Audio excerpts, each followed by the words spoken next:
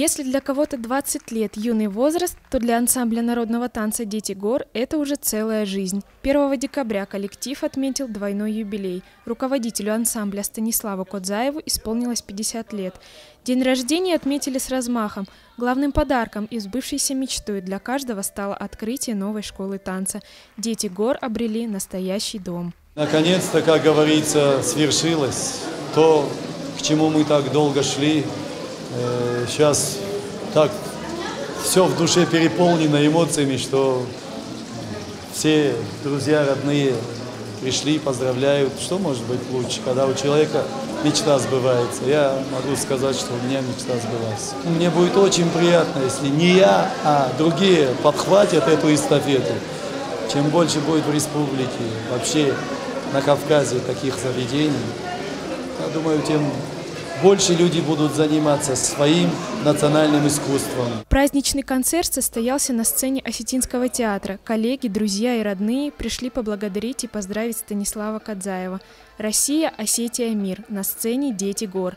Национальные танцы в исполнении юбиляров в этот вечер сопровождались выступлениями звезд местной эстрады.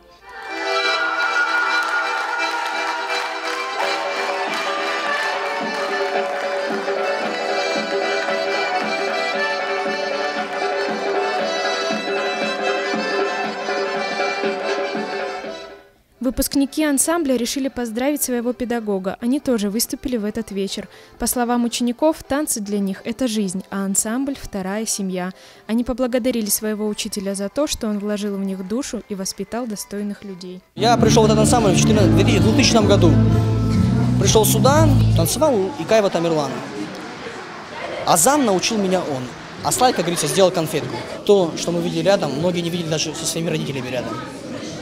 Хочу сказать, что чтобы руководить таким ансамблем, нужно действительно быть мужчиной. Нужно быть, это дано, наверное, свыше. Он научил нас многому, и, наверное, не только меня научил именно такое количество детей, наверное, с которым ничто не сравнится. У ансамбля богатая история. Он объездил не только Россию, но и всю Европу. Италия, Франция, Германия, Польша. И каждый раз ребята возвращаются на свою малую родину, ведь они – дети гор. Уже не одно поколение танцоров воспитал Станислав Кодзаев. Все они не только профессионалы, но и духовно богатые люди. Александра Ларионова, Залина Губурова, Заур Цеов, Осетия ТВ.